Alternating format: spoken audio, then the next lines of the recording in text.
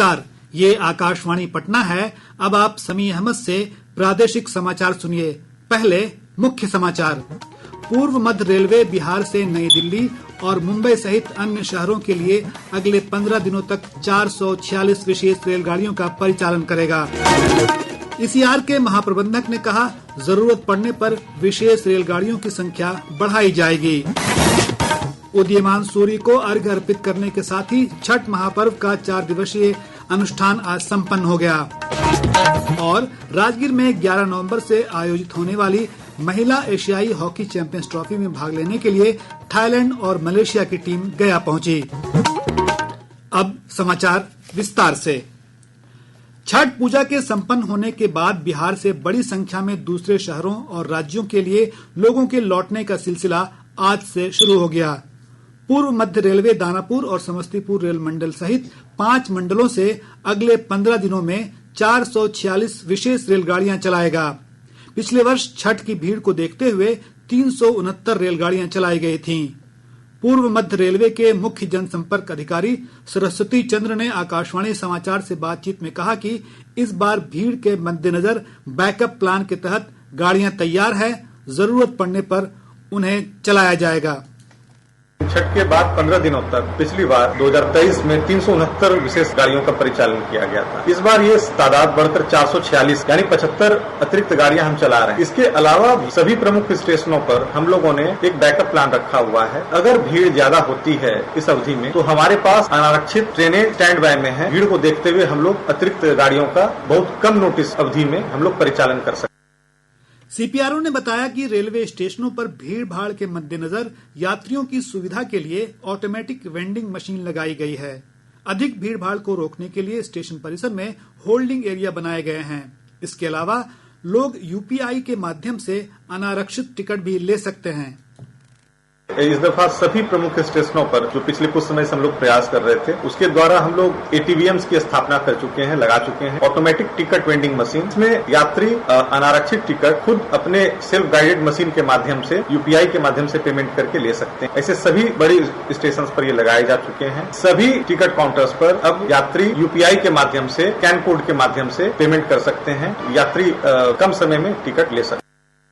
मुख्य जनसंपर्क अधिकारी ने बताया कि उत्तर भारत में नई दिल्ली और आनंद विहार टर्मिनल के अलावा देश के दूसरे हिस्सों के लिए पर्याप्त संख्या में रेलगाड़ियां चलाई जा रही हैं। यात्रियों के गंतव्य के लिए विशेष व्यवस्था की है, अतिरिक्त ट्रेनों की व्यवस्था की है। उत्तर भारत में इसके अलावा हम लोगों जो ट्रेनें चला रहे हैं वो कोटा, अमृतसर, हिसार, जम्मू तवी जैसे स्टेशनों के लिए भी है। पश्चिमी भारत के लिए हम लोग उधना, लोकमान्य तिलक स्टेशन, अहमदाबाद, पुणे जैसी जगहों के लिए ट्रेन चला रहे हैं। यही नहीं, इसके अलावा हम लोग दक्षिण भारत के लिए बेंगलोर, सिकंदराबाद, कोयम्बटूर, यशवंतपुर आदि गंतव्य स्थानों के लिए ट्रेन चला रहे हैं। इधर पटना समेत सभी प्रमुख स्टेशनों पर भीड़ के मद्देनजर आज से 11 नवंबर तक प्लेटफॉर्म टिकटों की बिक्री पर रोक लगा दी गई है। भीड़ भाड़ रोकने के लिए 3 दिनों तक पार्किंग पर भी रोक रहेगी। हालांकि पिक एंड ड्रॉप की सुविधा रहेगी।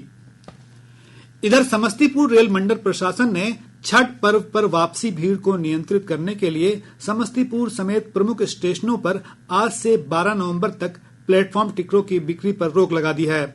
मंडल रेल प्रबंधक विनय श्रीवास्तव ने समस्तीपुर में पत्रकारों से बातचीत करते हुए बताया कि क्राउड मैनेजमेंट को लेकर यह निर्णय लिया गया है। भीड़ भी नियंत्रित करने के लिए बहुत सारे प्रिकॉशंस लिए हैं। पूरे मंडल में करीब 1020 लोगों की मिक्स टीम बनाई गई है, जिसमें RPF, GRP, scouts and guides, NCC, home guards और कमर्शियल और टिकट चेकिंग स्टाफ के लोग हैं। इसके साथ ही अभी त्योहार के दिन में हमने प्लेटफॉर्म टिकट की सेल जो है बंद कर दी है। पूरे देश भर में ऐसा हुआ है, जिससे कि सिर्फ जो जेन्युइन यात्री हैं वही स्टेशन पे आए और उनको साथ में जो छोड़ने वोड़ने के लिए लोग आते हैं वो लोग अभी कुछ दिन न आए। इससे भीड़ नियंत्रण में रहेगी। रेलवे द्वारा पूजा के दौरान की गई स्पेशल ट्रेन की व्यवस्था की यात्रियों ने प्रशंसा की है। आकाशवाणी समाचार से बातचीत में यात्रियों ने उपलब्ध कराई जा रही सुविधाओं को स्वागत योग्य कदम बताया और रेलवे के प्रति आभार व्यक्त किया है।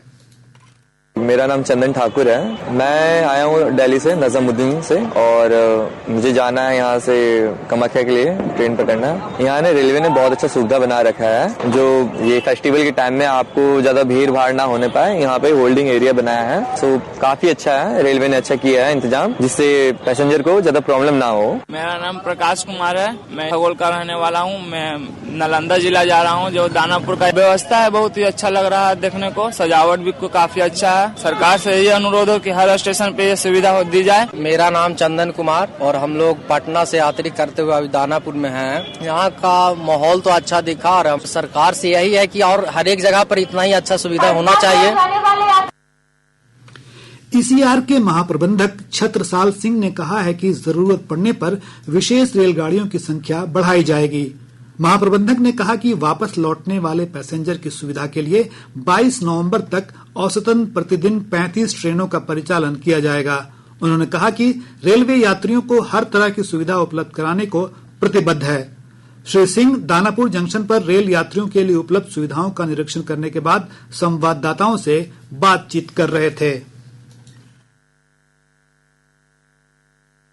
बनाई गई हैं और अभी तक जो भी परिस्थिति है वो सुचारू रूप से चल रही है और जितने यहाँ पे कर्मचारी गण अतिरिक्त लगाए गए हैं तो मुझे उम्मीद है कि और भी अगर रात में या कल दिन में जो है थोड़े अधिक यात्री आने की उम्मीद है तो उनको भी जो है सफलतापूर्वक यहाँ से जो है उनके गंतव्य के लिए प्रस्थान करने के लिए सभी लोग मुस्तैद और तैयार हैं और कोई दिक्कत नहीं आनी चाहिए किसी भी यात्री के लिए। जितनी भी लोगों की आवश्यकता है उसके अनुरूप जो है ट्रांसपोर्टेशन उपलब्ध कराते रहेंगे, यही हम लोगों का उद्देश्य है, संकल्प। सर्वोच्च न्यायालय के 7 न्यायाधीशों की पीठ ने 3 के मुकाबले 4 बहुमत से अजीज बादशाह बनाम भारत सरकार मामले में 1967 के उस फैसले को आज खारिज कर दिया जो अलीगढ़ मुस्लिम विश्वविद्यालय को अल्पसंख्यक का दर्जा देने से इनकार करने का आधार बना था। शीर्ष न्यायालय ने इस मामले को आगे की सुनवाई के लिए नियमित पीठ को भेज दिया है। गौरतलब है कि वर्ष 1967 के फैसले में कहा गया था कि कानून द्वारा स्थापित कोई संस्था अल्पसंख्यक संस्था होने का दावा नहीं कर सकती। शीर्ष अदालत ने आज कहा कि किसी भी संस्था का अल्पसंख्यक दर्जा इसलिए वापस नहीं लिया जा सकता कि उसकी स्थापना वैधानिक व्यवस्था द्वारा की गई थी। पीठ का नेतृत्व करने वाले मुख्य न्यायाधीश DY चंद्रचूड़ ने कहा कि इस मामले में 3 असहमति वाले फैसलों सहित 4 अलग अलग राय हैं। राज्य की 4 विधानसभा सीटों बेलागंज, इमामगंज, तरारी और रामगढ़ उपचुनाव के लिए राजनीतिक दलों ने छठ के बाद प्रचार अभियान तेज कर दिया है। भाजपा, जदयू, हिंदुस्तानी अवाम मोर्चा समेत एनडीए के सभी घटक दल अपने प्रत्याशियों की जीत सुनिश्चित करने के लिए लगातार जनसभाओं का आयोजन कर रहे हैं। वहीं इंडिया गठबंधन की ओर से भी राजद, कांग्रेस और वाम दलों के नेता चुनाव प्रचार अभियान चला रहे हैं। इन सीटों पर 13 नवंबर को मतदान होना है। प्रादेशिक समाचार आप आकाशवाणी पटना से सुन रहे हैं। ताजा समाचारों के लिए आप हमारे एक्स हैंडल AIRnews_पटना पर जा सकते हैं। राष्ट्रपति द्रौपदी मुर्मू ने आज कहा कि भ्रष्टाचार एक बीमारी है और इसे जड़ से खत्म किया जाना चाहिए। राष्ट्रपति नई दिल्ली में केंद्रीय सतर्कता आयोग के सतर्कता जागरूकता सप्ताह के अवसर पर एक कार्यक्रम को संबोधित कर रही थीं। राष्ट्रपति मुर्मू ने कहा कि सरकार ने भ्रष्टाचार से निपटने के लिए कई पहल की है। इनमें से कुछ पहलों का उल्लेख करते हुए राष्ट्रपति ने प्रत्यक्ष लाभ हस्तांतरण योजना, ई-मार्केट प्लेस और आर्थिक अपराधी अधिनियम का उदाहरण दिया। भ्रष्टाचार आर्थिक प्रगति के लिए अवरोध तो है ही, ये समाज में विश्वास को भी कम करता है। इससे लोगों के बीच में बंधुता कम होती है। इसका व्यापक प्रयास देश की एकता और अखंडता पर भी पड़ता है। प्रतिवर्ष 31 अक्टूबर को सरदार पटेल के जन्मदिन पर हम देश की एकता और अखंडता अक्षुण्ण रखने का संकल्प लेते हैं। प्रधानमंत्री नरेंद्र मोदी ने आज भारतीय जनता पार्टी के वरिष्ठ नेता लाल कृष्ण आडवाणी के 97वें जन्मदिन पर उन्हें शुभकामनाएं दी। सोशल मीडिया पोस्ट में श्री मोदी ने कहा कि भारत रत्न लाल कृष्ण आडवाणी देश के सबसे प्रशंसित राजनेताओं में से हैं। प्रधानमंत्री ने कहा कि श्री आडवाणी को उनकी समृद्ध अंतर्दृष्टि के लिए हमेशा सम्मान दिया गया है। वहीं राज्यपाल राजेंद्र विश्वनाथ आर्लेकर और मुख्यमंत्री नीतीश कुमार ने पूर्व उप प्रधानमंत्री को जन्मदिन की बधाई देते हुए उनके उत्तम स्वास्थ्य और दीर्घायु जीवन की कामना की है।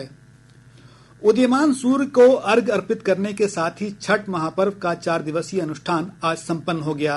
राजधानी पटना समेत प्रदेश भर की प्रमुख नदियों गंगा, कोसी, गंडक, बागमती, सोन के अलावा तालाबों, जलाशयों और अस्थायी घाटों पर लाखों की संख्या में श्रद्धालुओं ने भगवान भास्कर को अर्घ्य अर्पित किया।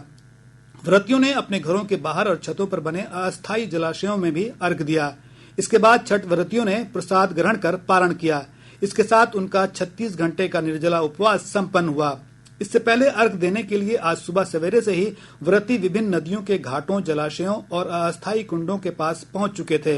बड़ी संख्या में दूर दराज से आए व्रतियों ने पूरी रात नदियों के घाटों पर ही जागरण किया और सूर्योदय के बाद भगवान भास्कर को अर्घ्य अर्पित किया। इस दौरान पूरे प्रदेश का माहौल भक्तिमय बना रहा। छठ गीतों से वातावरण गुंजायमान हो रहा था। जिला प्रशासन, विभिन्न छठ पूजा समितियों और स्वयंसेवी संगठनों से जुड़े लोग भी व्रतियों की सुविधा और उनके स्वागत में जुटे रहे। मिथिला का प्रसिद्ध लोक पर्व सामा चकेवा आज से शुरू हो गया। बहनें अपने भाइयों की लंबी उम्र की कामना के साथ आज से लेकर पूर्णिमा तक सामा चकेवा खेलती हैं। एक रिपोर्ट। मिथिला का प्रसिद्ध लोक पर्व सामा चकेवा आज से आरंभ हो गया। यह पर्व बहनें अपने भाई के दीर्घायु होने की कामना से करती हैं। आज से आरंभ होकर कार्तिक पूर्णिमा तक चलने वाले इस पर्व में सायंकाल महिलाएं टोली बनाकर गीतों का गायन करते हुए सामा चकेवा खेलती हैं। इसमें चुगिला के मूर्ति में और वृंदावन की आकृति में आग लगाकर बुझाने की परंपरा है। आज से लेकर पूर्णिमा तक मिथिला सामा चकेवा के गीतों से गुंजायमान रहेगा। आकाशवाणी समाचार के लिए दरभंगा से मैं मणिकांत झा। राजगीर में 11 नवंबर से आयोजित होने वाली महिला एशियाई हॉकी चैंपियंस ट्रॉफी में भाग लेने के लिए 6 में से 5 टीमें गया पहुंच गई हैं। हमारे संवाददाता ने बताया कि आज थाईलैंड और मलेशिया की टीम गया पहुंचने पर पारंपरिक तरीके से उनका स्वागत किया गया। एक रिपोर्ट। गया हवाई अड्डे पर थाईलैंड और मलेशिया की टीमें अलग अलग समय पर पहुंची। गया पहुंचने पर दोनों टीमों की खिलाड़ियों का गर्मजोशी के साथ स्वागत किया गया। 6 में से अब केवल कोरिया की टीम का इंतजार है, जिसके आज शाम तक गया पहुंचने की संभावना है। इससे पहले भारत, जापान और चीन की महिला खिलाड़ी पहले गया पहुंच चुकी है। चैंपियनशिप के मुकाबले राजगीर में खेले जाएंगे, लेकिन सभी दलों के बोध गया में ठहरने का इंतजाम किए गए हैं। ये खिलाड़ी बोध गया के विभिन्न होटलों में 15 दिनों तक ठहरेंगे। खिलाड़ियों के स्वागत को लेकर महाबोधि मंदिर की सजावट और आसपास के एरिया में वॉल पेंटिंग कराई गई है। कई आकर्षक तोरण द्वार बनाए गए हैं, जिनकी आगमनी प्रतियोगिता के मैस्कट गुड़िया कर रही है। आकाशवाणी समाचार के लिए गया से धर्मवीर भारती। पटना समेत प्रदेश के अधिकांश भागों में मौसम शुष्क बना हुआ है। पछुआ हवा के प्रभाव से राज्य के कई हिस्सों में न्यूनतम तापमान में कमी दर्ज की गई है। मौसम विज्ञान केंद्र पटना के वैज्ञानिकों ने मौसम पूर्वानुमान में बताया है कि अगले 24 घंटों के दौरान प्रदेश के अधिकांश हिस्सों में सुबह के समय हल्के स्तर पर कुहासा छाए रहने की संभावना है, जबकि अगले 5 दिनों में न्यूनतम तापमान में कमी दर्ज किए जाने से ठंड बढ़ सकती है। और अब अंत में मुख्य समाचार एक बार फिर।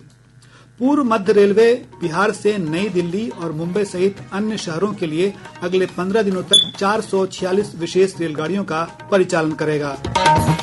ईसीआर के महाप्रबंधक ने कहा, जरूरत पड़ने पर विशेष रेलगाड़ियों की संख्या बढ़ाई जाएगी। उदीयमान सूर्य को अर्घ्य अर्पित करने के साथ ही छठ महापर्व का 4 दिवसीय अनुष्ठान आज संपन्न हो गया। और राजगीर में 11 नवंबर से आयोजित होने वाली महिला एशियाई हॉकी चैंपियंस ट्रॉफी में भाग लेने के लिए थाईलैंड और मलेशिया की टीम गया पहुंची। इसके साथ ही आकाशवाणी पटना से प्रसारित प्रादेशिक समाचार का ये अंक समाप्त हुआ।